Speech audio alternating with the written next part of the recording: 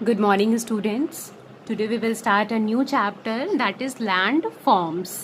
ठीक है, land forms का मतलब क्या होता है? जो कुछ भी हम लोग लैंड पर देखते हैं, ज़मीन पे, जैसे कि पहाड़ हो गया, प्लेट्यूज हो गया, डेजर्ट्स हो गए, रिवर्स हो गया, ये सब जो कुछ भी हम लोग लैंड पर देखते हैं, these are the different forms of land. ठीक है, जैसे कि पेड़ एक तरीके का क्या है, पहाड़ एक तरीके का क्या है, लैंड का फॉर्म है, टाइप ऑफ अ लैंड. ठीक है, तो see, okay, land forms are the visible features of the land ranging from lofty mountain range, plateaus and deserts to coastal plains. तो लैंड फॉर्म्स क्या है? एक बहुत जो हमें दिखाई दे रहा है, विजिबल यानी दिखाई दे रहा है, वो फीचर, लैंड का फीचर, जिसमें कि क्या है, लॉफ्टी माउंटेन रेंजेस. लॉफ्टी का मतलब होता है ह्यूज, बड़ा, माउंटेन रेंजेस यानी पहाड़, बड़े बड़े पहाड़ हमें दिख रहे हैं, प्लेट्यूज दिख रहा है, डेजर्ट्स दिख रहा है. तो ये सब हमें कहाँ दिखाई देता है? लैंड पे दिखाई देता है. तो these are a features of the land forms. Okay, अब ये लैंड फॉर्म्स बनते कैसे हैं, यानी कि ये पहाड़, प्लेट्यू, डेजर्ट्स, ये बनते कैसे हैं? We have to know about these things. तो there are the two type of the forces. दो तरीके के फोर्सेस होते हैं जिनके हेल्प से या जिनके होने से ये लैंड फॉर्म्स क्रिएट होते हैं. And the two forces are endogenous and exogenous forces. ठीक है, these landforms have been created over a long period of time as a result of the natural forces affecting the earth. ठीक है, तो ये landforms आज या कल नहीं बना है. ठीक है, ये बहुत टाइम से इनमें चेंजेस आ रहे थे, नेचुरल फोर्सेस चेंजेस ला रहे थे अर्थ में, जिसकी वजह से ये लैंड फॉर्म्स बना. ठीक है, ये आज ही चाहोगे कि कहीं पे पहाड़ बन जाए, नहीं, वो चेंजेस आते हैं बहुत थाउजेंड बिफोर एजेस से हमारे अर्थ के अंदर या अर्थ के ऊपर से ऐसे फोर्सेस चेंजेस लाते हैं जिसकी वजह से ये लैंड फॉर्म्स बनते हैं. These forces are of two types. दो टाइप के फोर्सेस होते हैं. One is endogenic forces and second one is exogenic forces. Endogenic forces, the forces that originate from within the earth are called endogenic forces. जो force, जो बल, power अंदर से, अर्थ के अंदर से बनता है, जो पावर अर्थ के अंदर से बनता है, उसे हम लोग एंडोजेनिक फोर्सेस बुलाते हैं. अब उसमें क्या क्या हो सकता है, कौन कौन सी ऐसी फोर्सेस होती हैं जिसकी वजह से अर्थ पे चेंजेस आ सकता है? तो एक तो फोल्डिंग हो गया, faulting, earthquakes, volcanic activities are some of the effects of endogenic forces. अब अर्थक्वेक कहाँ होता है? धरती के नीचे होता है ना? तो इसका मतलब अंदर. अब उसकी वजह से अगर कहीं चेंजेस आ रहा है तो वो क्या हुआ? एंडोजेनस फोर्सेस हुआ, एंडोजेनिक फोर्सेस हुआ. एक्सोजेनिक फोर्सेस क्या होते हैं? The forces that originate on the surface of the earth are called exogenic forces. ठीक है, जो सरफेस, अर्थ के ऊपर जिस फोर्स की हेल्प से अगर कोई चेंजेस आता है अर्थ में, तो that is known as the exogenic forces. यानी जो फोर्स अर्थ के ऊपर लगता है उसे हम लोग एक्सोजेनिक फोर्सेस बुलाते हैं. अब इसमें क्या क्या हो सकता है? तो हवा का बहना, पानी का बहना, ग्लेशियर, ये सब क्या होता है? एक्सोजेनिक फोर्सेस होता है.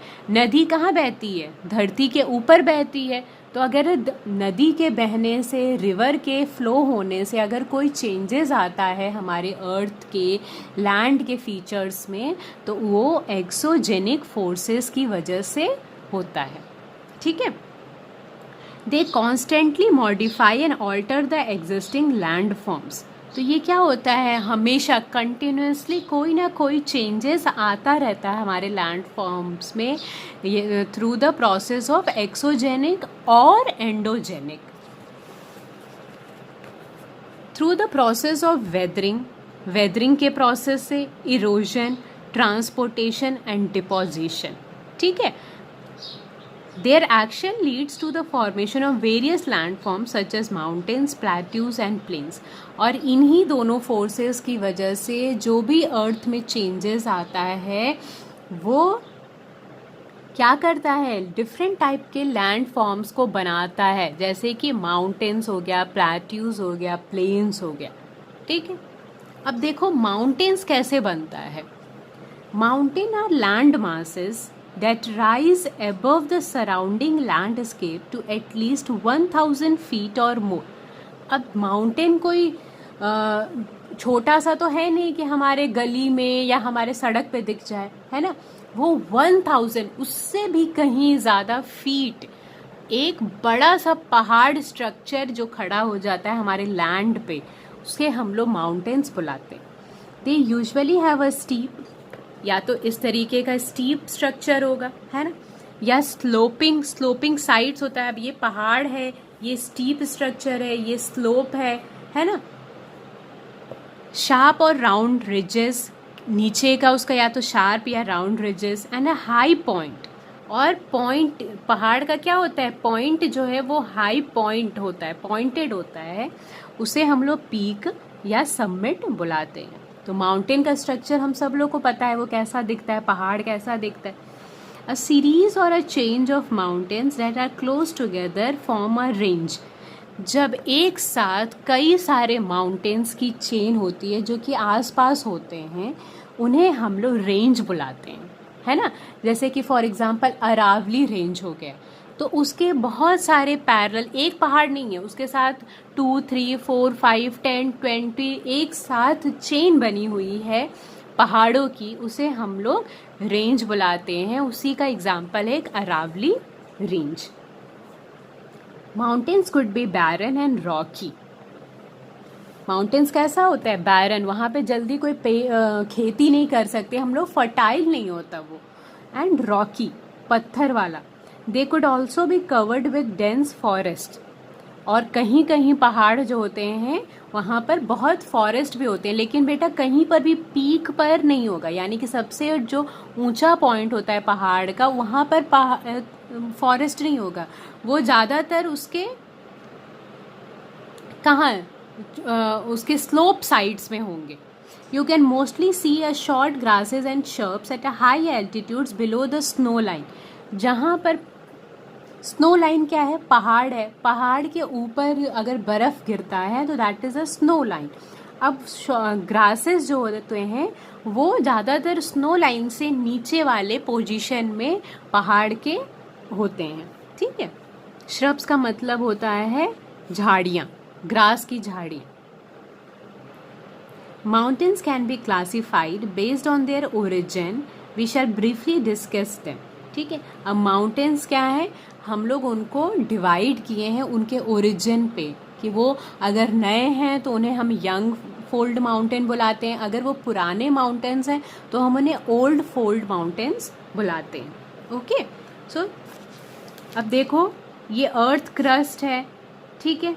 ये डायग्राम लैंड फॉर्म्स के वेरियस डायग्राम्स दिए हुए हैं, ठीक है।